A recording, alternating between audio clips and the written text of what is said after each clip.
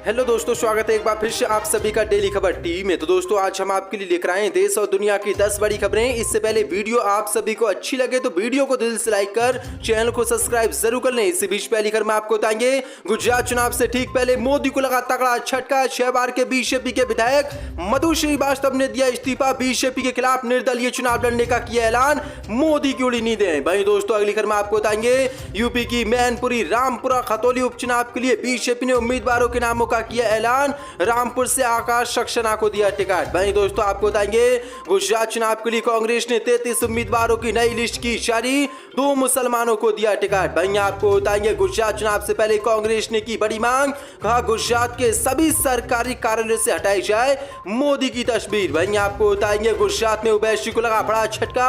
जनसभा में मुसलमानों ने लगाए मोदी मोदी के नारे, ओवैसी को दिखाए काले झंडे। वहीं दोस्तों आपको बताएंगे कांग्रेस की भारत जोड़ो यात्रा पर लगा ब्रेक। गुजरात प्रचार के लिए आज रवाना हो सकते हैं राहुल गांधी, भाजपा की बड़ी मुश्किल है। तो दोस्तों सभी खबरों को एक एक कर विस्तार से आपको बताने वाले, वीडियो को दिल से लाइक कर चैनल को सब्सक्राइब जरूर कर ले। इसी के साथ पहली फड़ी मंडल के सामने गुजरात चुनाव से पहले मोदी को लगा बड़ा झटका। बीजेपी के 6 बार के विधायक मधु श्रीवास्तव ने दिया इस्तीफा, निर्दलीय चुनाव लड़ने का किया ऐलान। 64 पदें।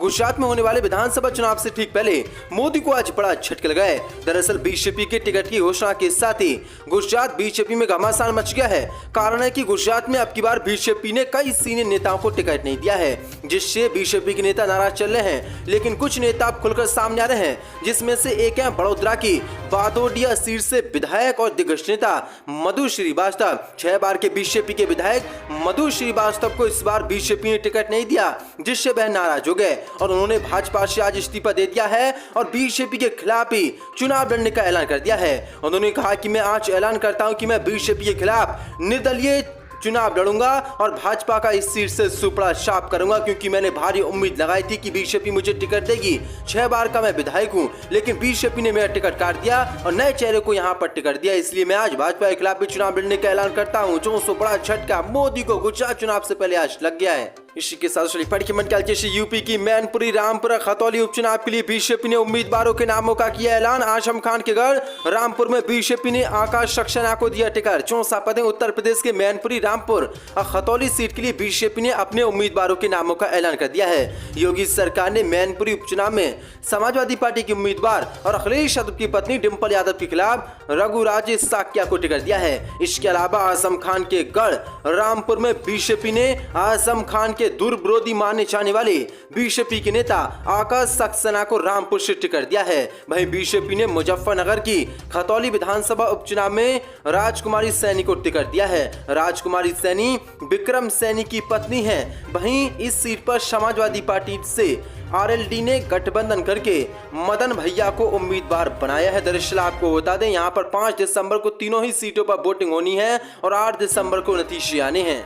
इसी के साथ में गुजरात विधानसभा चुनाव के लिए कांग्रेस ने 33 उम्मीदवारों की सूची की जारी, 2 मुसलमानों को दिया टिकट। 64 पदें। गुजरात में होने वाले विधानसभा चुनाव को लेकर कांग्रेस ने आज अपनी एक और सूची जारी कर दी है। आगामी गुजरात विधानसभा चुनाव के लिए 33 उम्मीदवारों के नामों का ऐलान किया गया है। 33 उम्मीदवारों में से 22 मौजूदा विधायक हैं। सूची में प्रमुख नामों में से विपक्ष के नेता सुखराज राठवा हैं, जो जेतपुर से चुनाव लड़ेंगे।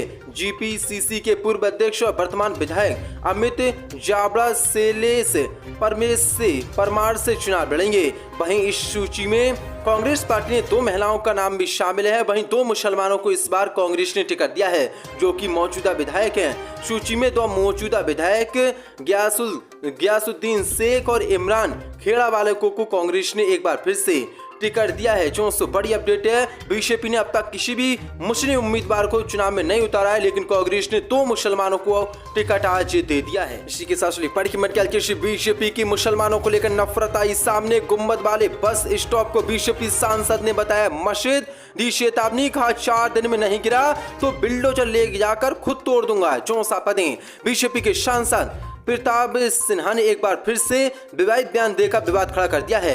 उन्होंने कर्नाटक के मैसूर ऊटी रोड पर बने एक बस स्टॉप को गिराने की चेतावनी दी है। सांसद का कहना है कि बस स्टॉप पर 3 गुंबद बने हुए हैं, जिससे वह किसी मस्जिद की तरह दिखता है। बीजेपी सांसद सिन्हा ने कहा कि मैंने सोशल मीडिया पर इस बस स्टॉप को देखा है। बस स्टॉप गुंबद की तरह ही है, बीच में बड़ा और अलग अलग अगल बगल छोटे गुंबद वह सिर्फ मस्जिद में ही होते हैं। मैंने इंजीनियर से कहा है कि वे 3-4 दिनों में इसको ध्वस्त कर दें। अगर वे ऐसा नहीं करते हैं तो मैं एक जेसीबी ले जाकर खुद इससे गिरा दूंगा। दोस्तों, किस तरह से मुसलमानों को लेकर बीजेपी के नेताओं की नफरत सामने आई। दरअसल आपको बता दें, कर्नाटक के मैसूर ऊटी रोड पर एक बस स्टॉप बना है जिसमें 3 गुंबद है। एक गुंबद बीच में है और 2 गुंबद साइड से छोटे छोटे लगाए गए हैं। इसको बीजेपी के सांसद ने मस्जिद बताया है, गिराने की खुली चेतावनी दी है।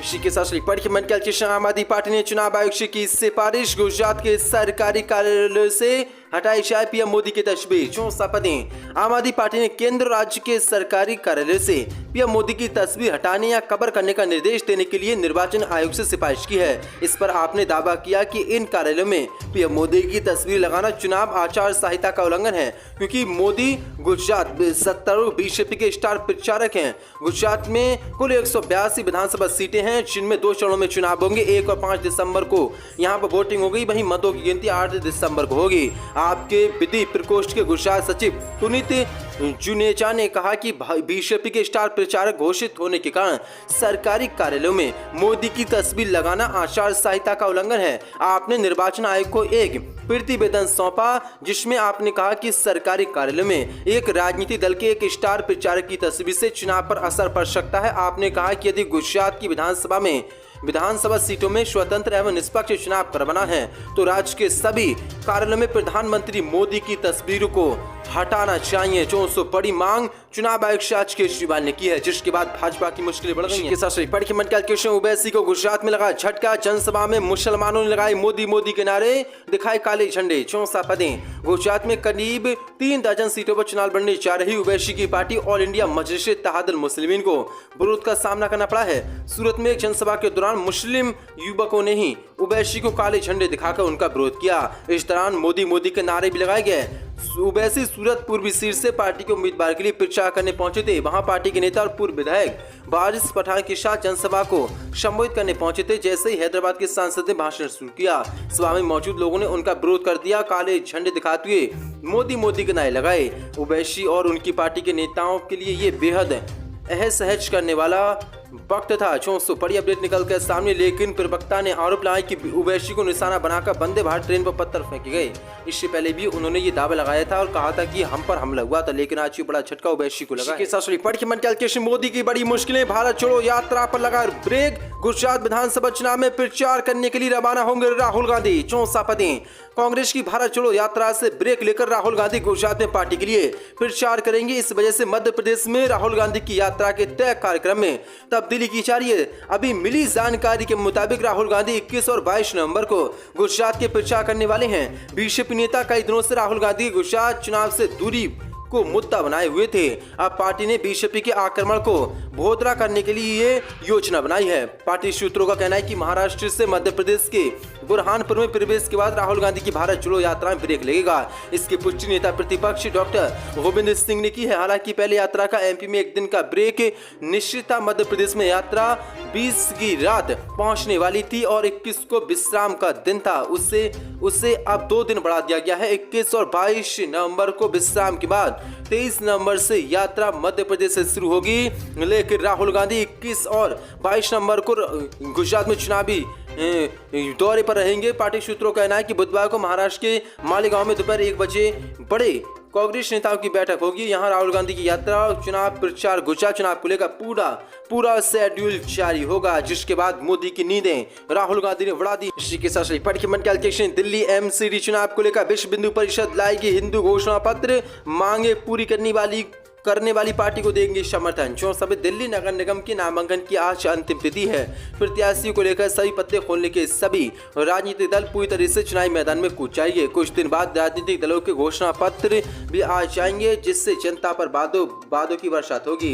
इसके साथ ही कई resident welfare association, market association व अन्य संगठनों भी अपनी मांगों को लेकर घोषणा पत्र लाने की तैयारी कर रहे हैं, जिसमें राजनीतिक दलों से अपनी मांगों को पूरे करने के वादे और उसका रोड मैप मांगा जाएगा। ऐसा ही ये घोषणा पत्र हिंदूवादी संगठन विश्व हिंदू परिषद द्वारा भी लाया जाएगा।